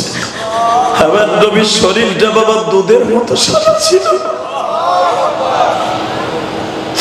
আমার নবীর শরীরের আলো চারিদিকে ছড়িয়ে পড়ত গো বাবা। যখনই জামাটা খুলে ফেলছে, আমি এক কাজ পিছনের দিকে নবীর কোমরটা শক্ত করে ধরছে, চাবুকটা ধরে নিক্ষেপ করে দিয়ে বলে, নবীজি,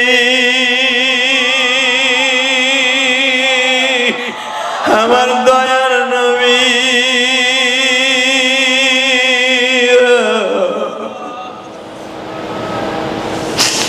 আপনি কেমনে ভাবলেন আমি আপনার চাবুক দিয়ে আঘাত করব?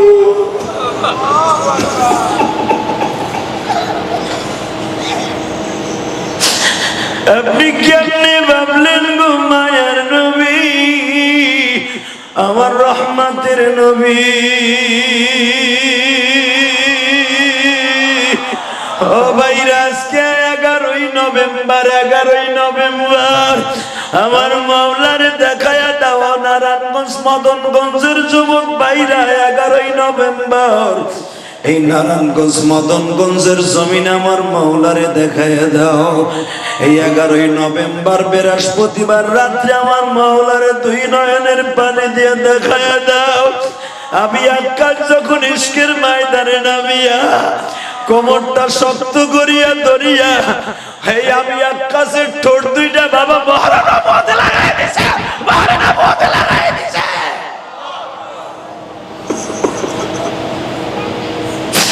মোহরে নবুয়তে লাগায়া দিয়ে বাবা ডালিমের মতো সুইংগামের মতো সুস্তাছে। আল্লাহ দেখো আজকে মদনগঞ্জ 11ই নভেম্বর আমার পাগলগুলি কারা কান্দে। আল্লাহ কার যেন মা নাই, কার যেন বাবা নাই। আল্লাহ সভাপতি ডাইন পাশে বসা, প্রধান অতিথি বসা।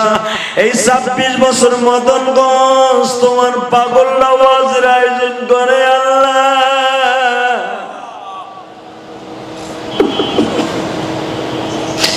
এই 26 বছরের ভিতরে কত কমিটির ভাইদের মা চলে গেছে, বাবা চলে গেছে।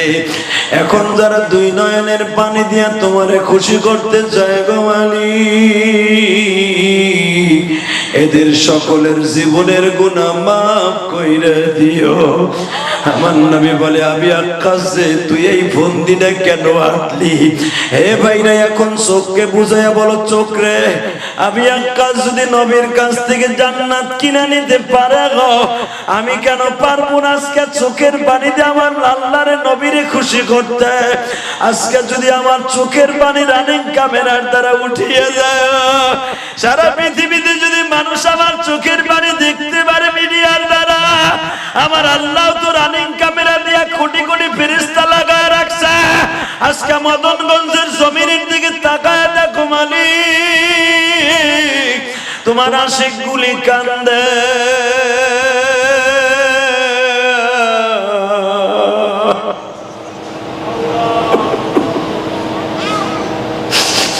আমি আকাশ নবীর মহারে নবুয়তের ভিতরে চুমা দিয়া এমন ভাবে ঠোঁট দুইটা ঘুরাইতেছে, নবী বলে আমি আকাশ রে কি করলি? জাহান্নামের আগুন চিরতরে হারাম বানাইলি, কার লাগিয়া বাদশা সুখের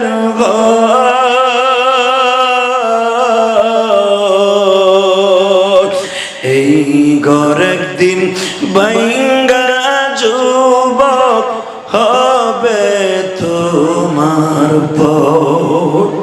নবী আমার কাঁদে বায়া মদিনাতে শুয়া, উম্মত আমার গুনাহগার গো মাফ করিয়া দাও না। আল্লাহু আকবার, জোরে বলো আল্লাহু আকবার, জোরে বলো। সালমান ফার্সি এইভাবে খুঁজতে খুঁজতে খুঁজতে খুঁজতে মদিনায় আইসা গেল বাবা। আমার নবীর মহরে নবুয়ত দেখাও সালমান ফার্সি চুমা দিয়েছিল। বাজান কয়েকজন সাহাবী নবীর মহরে নবুয়তে চুমা দেওয়ার চান্স পাইছে, তার ভিতরে সালমান আবি ওয়াক্কাস। জোরে করে মারহাবা, আল্লাহু আকবার, জোরে বলো বাবা। এ বাজান রে, এই সালমান ফার্সি বর্ণনা করেন ওহুদের মাঠে যখন আমার নবী কাঁদতেছিলেন গো, তোমরা কেউই যায় না, আমি নবী কষ্ট পাবো, বেঈমান গুলা কেউ শুনলো না বাবা। 300 জন যখন চলে আসলো, নবী আমার 700 জন লইয়া ওহুদের মাঠে গেলেন। এখন একটা চিৎকার দিও আশিকে রাসূল ভাইরা, তোমরা জানো প্রথম আমার নবী বিজয় লাভ করেছিল, দ্বিতীয়বার বাবা বেলা 2টার পরের থেকে মুসলমান মাইর খাওয়া শুরু হয়ে গেল বাবা। 2টার সময় কে জানো আওয়াজ দিছে, মুহাম্মাদুর রাসূলুল্লাহ নাই,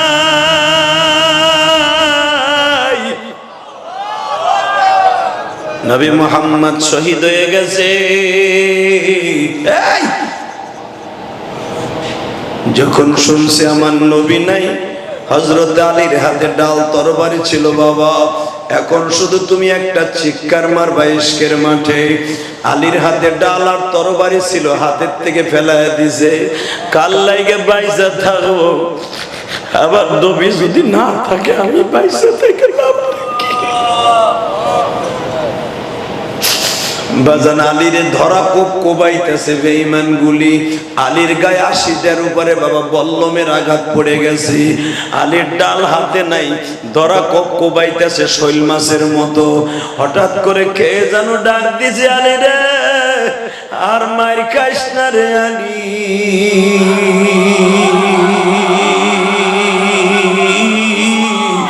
তোরে যে বলছে ভুল ইনফরমেশন দিতে, আমার নবী মার খাইয়া করতে পারে রে।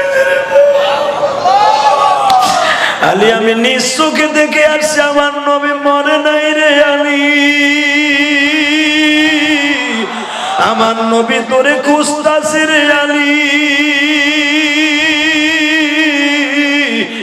হযরত আলী বলেন তুই আগে আসলি না কেন? আল্লাহু আকবার বলো।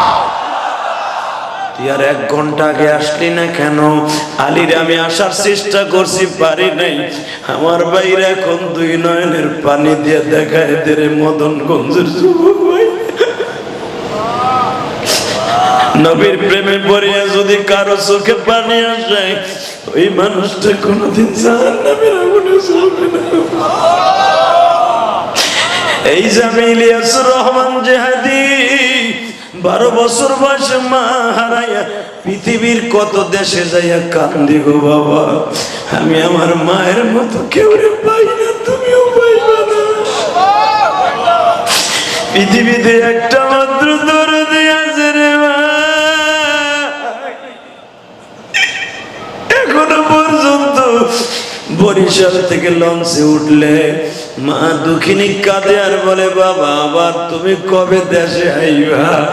তুমি যখন চাঁদপুর থেকে, রংপুর থেকে, দিনাজপুর থেকে গাড়িতে বাসে ট্রেনে উঠো, তোমার মা কাপড়ের আঁচল দিয়ে চোখ মুছে আর বলে, বাবা হো আবার কবে আসবি বাবা, আবার কবে আসবি? ওই দরদি যাদের নাই গো বাজার, এখন তুমি বয়া বয়া কানবার বলবা, আল্লাহ আমার মায়ের মাফ করবানি,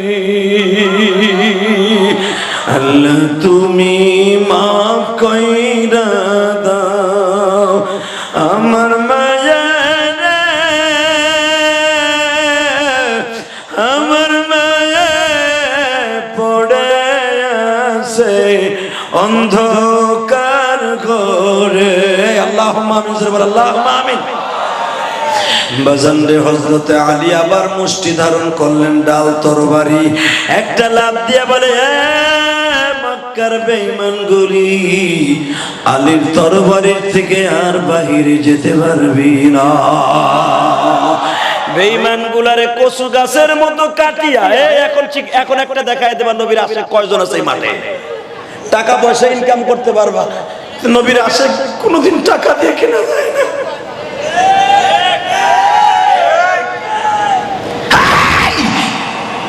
দল করতে পারো, দল তোমার কাছে বড়, আর এই মুসলমানের কাছে, ইমানদারের কাছে তার ইমান বড়। নবীর বিরুদ্ধে কেউ কথা বললে সে কোনোদিন ছেড়ে দেবে না। নবীর কষ্টের কথা শুনে সে সহ্য করতে পারবে না। এখন কুরবান হয়ে যাবে।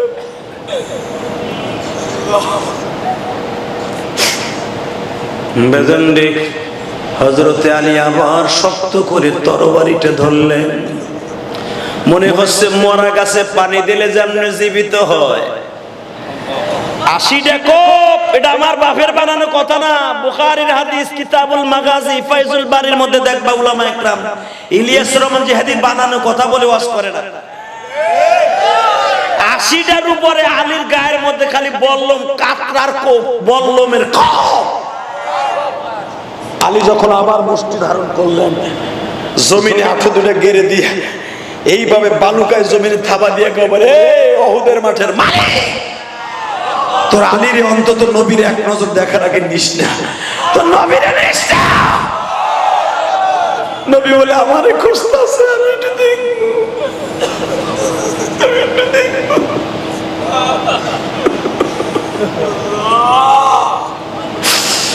হে আমার যুবক ভাইরা, তোমার মতো একটা যুবক তো কতদিন আগে মারা গেল। এখন তুমি চিল্লানি দিয়ে আমার মাওলারে দেখা।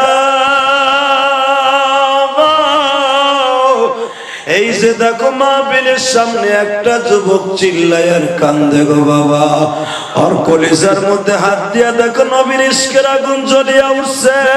নবীর ইশকের আগুন যখন কারো কলিজায় জ্বলিয়া উঠে রে ভাই, দুনিয়ার এমন কারো ক্ষমতা নাই ওরে চাইপা ধরে রাখতে পারে রে ভাই। চরমোনার মাঠে যায়া দেখো একটা 60 বছরের পাগলা দৌড়া দৌড়ি শুরু করে দেয়, 4 জন 5 জনে ওরে চাইপা ধরতে চায় রে বাবা, কেউ ওরে চাইপা ধরে রাখতে পারে না। উজানির মাঠে পাগলা গুলা দৌড়ায়। রশিদ আহমদ গাঙ্গুহি যখন ইশকের মাঠে বাবা জিকির আরম্ভ করে দিত, তার মুরিদরা দেখতো আল্লাহর কুতুব কেমনে আল্লাহর সাথে প্রেম খেলা খেলায়। আল্লাহু আকবার, আল্লাহু আকবার। প্রেমের মাঠে বাজান এমন একটা মাঠ, আমার আল্লাহ এই জন্যই বলছি, আমার সাথে প্রেমের মাঠে যারা নামবে আমি আল্লাহ তারে কোল দিয়ে জান্নাতের ঠিকানা দিয়ে দিব।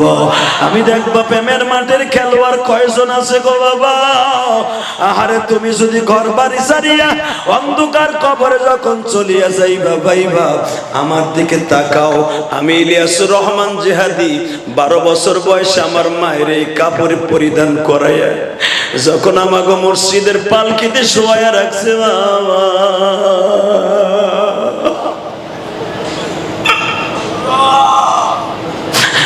এইরকম একটা পালকি দিয়ে আমার মায়ের কাপড়ের কাপড় দিয়ে শোয়া রাখছে। আমি সেই ইলিয়াসুর রহমান জিহাদি 12 বছর বয়সে মায়ের এই কাপড়ে দেখা এখনো পর্যন্ত বাবা বুকের মধ্যে মার কষ্ট বুকে নিয়ে কাঁদি।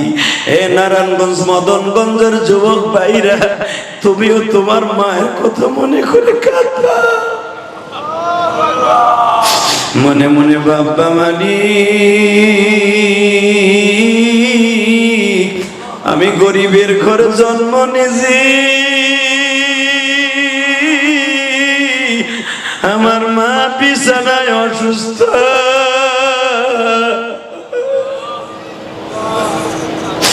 আমার মায়ের তুমি সুস্থ হইয়া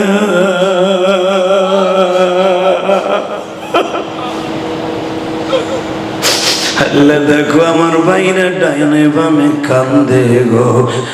আরে আমার মতো কার মা বাসবাগানে ঘুমিয়েছে, সভাপতি প্রধান অতিথি এখানে সেক্রেটারি সবাই আছে। ও ভাই আমিও একদিন চলে যাব, তোমরাও একদিন চলিয়ে যাইবা। আমার মাওলারে বুঝাইয়া কমানি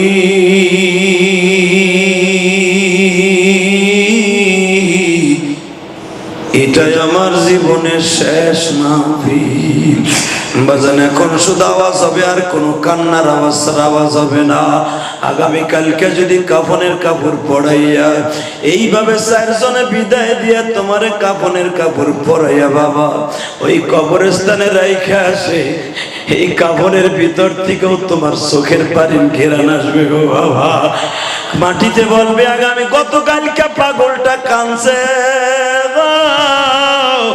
ওর জীবনে কি অন্যায় করছে মাওলাই দেখতে চায় নাই, ওর জীবনের কি গুনাহ আছে দেখতে চায় নাই। গতকালকে নারায়ণগঞ্জ মদনগঞ্জ বসিয়া কাঁদছে, কার লাগিয়া সুখের বাসুর ছবি ছাড়িলা, নবীর প্রেমে পাগল হইয়া সব ভুলিলা। আলহামদুলিল্লাহ বলেন, আল্লাহু আকবার জোরে বলেন। বাজান রে হযরত আলী যায় দেখে আবার নবীর মাথার এখান দিয়ে লোহার একটা রড 2 কাইখান দিয়ে বের হয়ে গেছে। আরে আরে আমার দয়ার নবী রে,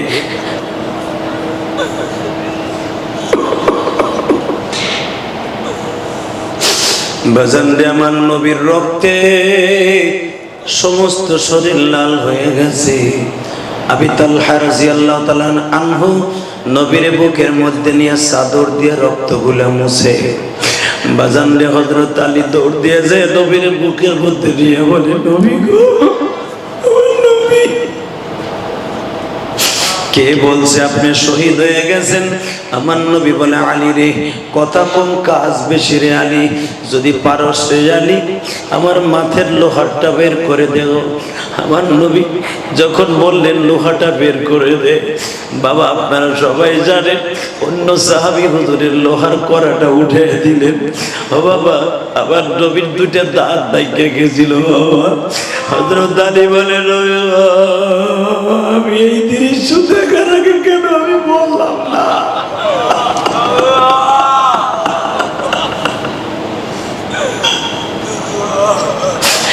আমি এই দৃশ্য দেখার আগে কেন আমার মৃত্যু হইল না?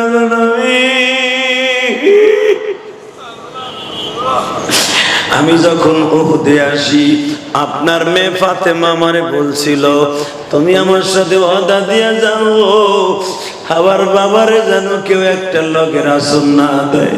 ফাতেমা যদি দেখে গো তার বাবার দাঁত ভাঙা,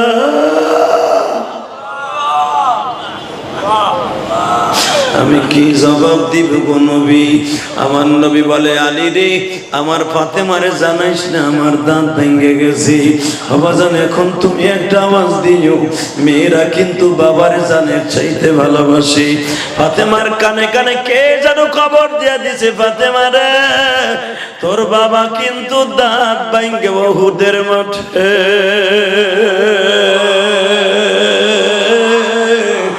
কাঁচা দাঁত ভাঙার কারণে কেউ তো রক্ত বন্ধ করতে পারে না।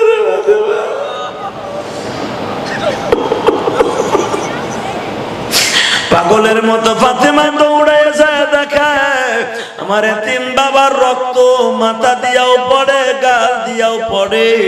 আমার আলেম ভাইরা আপনারা তো জানেন গো বাবা, ফাতেমা চাটায়া পোড়ায়া পোড়ায়া সাদা কাপড়ে যখন লেপ দিয়া জাইতুনের তেল মাখাইয়া বাবার এখানে চাইবা ধরছে, বাবা অল্প সময়ের ভিতরে রক্ত বন্ধ হয়ে গেছে।